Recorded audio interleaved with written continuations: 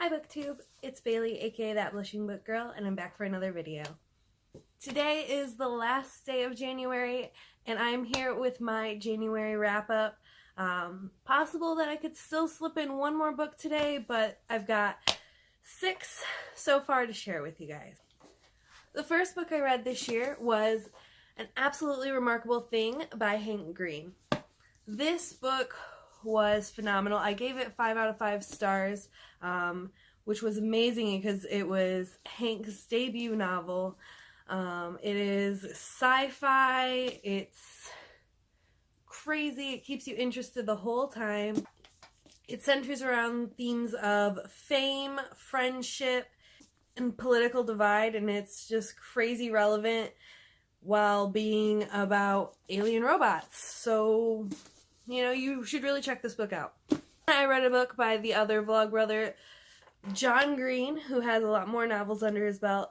This one was pretty good. I think I gave it 4 stars. It centered around themes of mental illness and finding yourself and figuring out what your place is in the world. The main character has crazy anxiety. It's sometimes really hard to read, which is why I had to knock a point off. But that's really the point of it, is to be hard to read, because anxiety is hard. Like, here's a passage from it that was really kind of relatable. I think you will never be free from this. I think you don't pick your thoughts. I think you are dying and there are bugs inside you that will eat through your skin. I think, and I think, and I think. So if you're looking for some really good mental illness representation, this is a great book. I was a little disappointed that there wasn't more focus on the mystery that I thought was, like, central to the book's plot. But it really didn't feel about that at all. The mystery just kind of wrapped up without any thought at the end, but it was still very powerful but hard, and I had mixed feelings on it, but I think it was a really good, well done book through and through.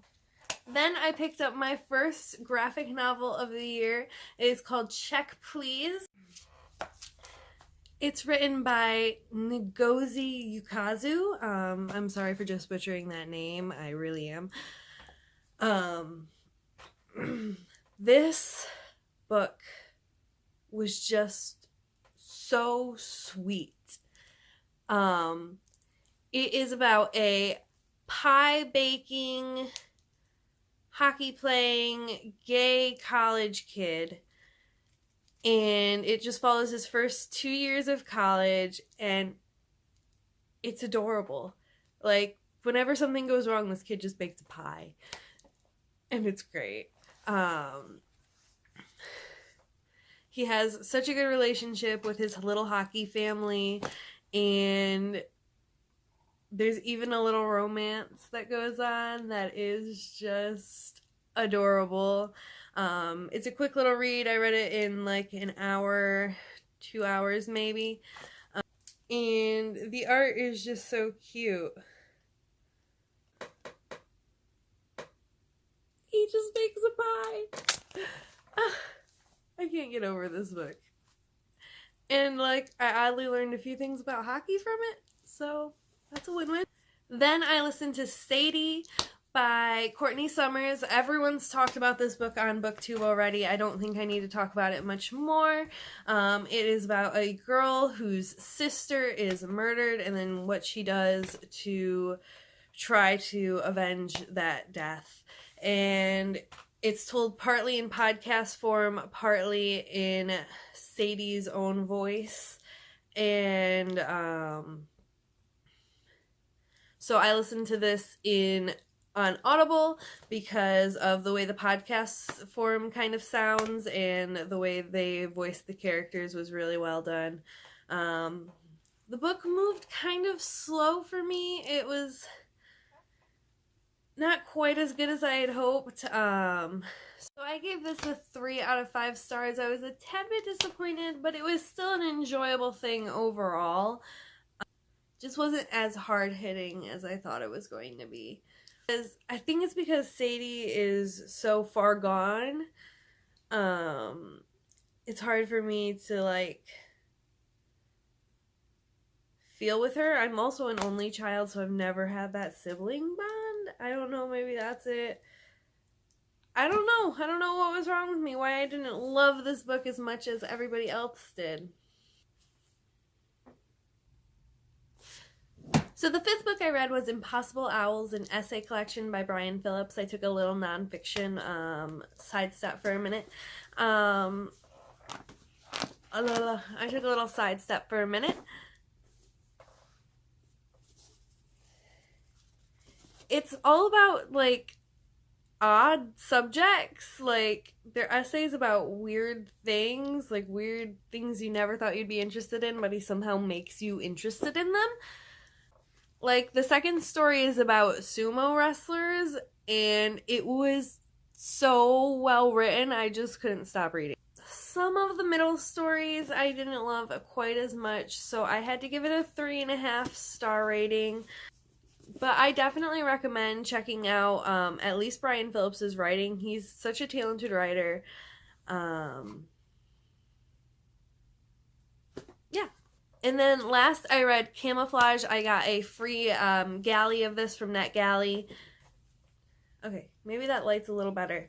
I don't know. I'm trying to work out my lighting situation. I'm really sorry that the lighting is literally all over in this video. But anyway, it's an illustrated book about women with autism, and it is so well done. It's not dry at all. I recommend everyone pick it up when it comes out, which is in March. I believe it's March 21st. I'll have that below for sure for you. In such a short time, it jam-packed information in general about autism, and then specifically it gave me a glimpse at experiences of women that have autism, and it was just really great to be able to get an understanding. I'm just trying to take in as much literature as I can about autism. I don't think it's anything we have quite enough knowledge on yet, and so I'm just trying to get as informed as possible.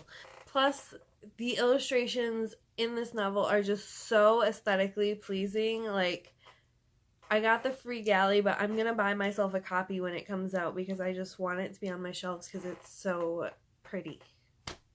So that is what I read in January.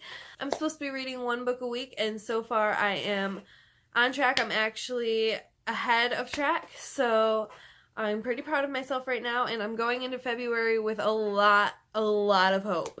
So fingers crossed, good vibes, send it my way, because February is going to be a month of reading.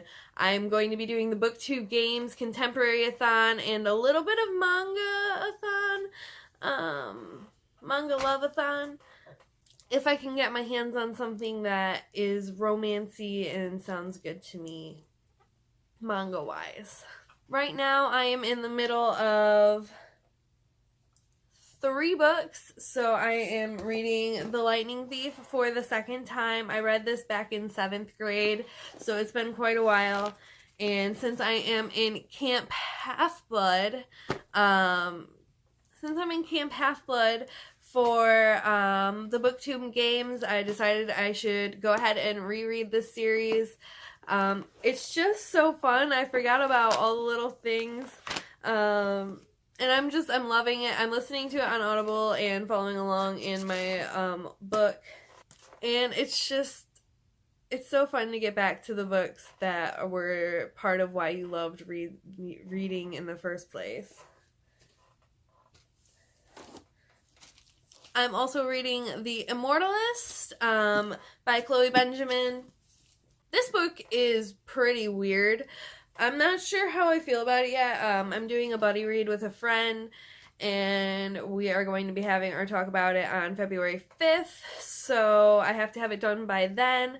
That's the one I'm kind of hoping I might finish today, but I don't think so. I've got quite a long ways to go still. Yeah. And then last but not least, I am putting myself through... why am I putting myself through this?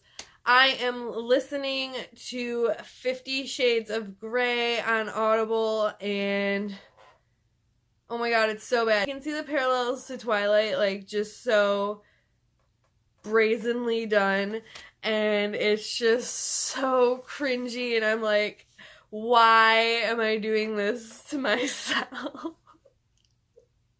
So you can expect those books to be coming up on my February wrap-up, hopefully, and I will be posting my TBRs for the BookTube Games and Contemporary-a-thon probably tomorrow. Yeah, because that's when the BookTube game starts, so probably tomorrow. I'll see you guys then. Thank you so much for watching. Bye!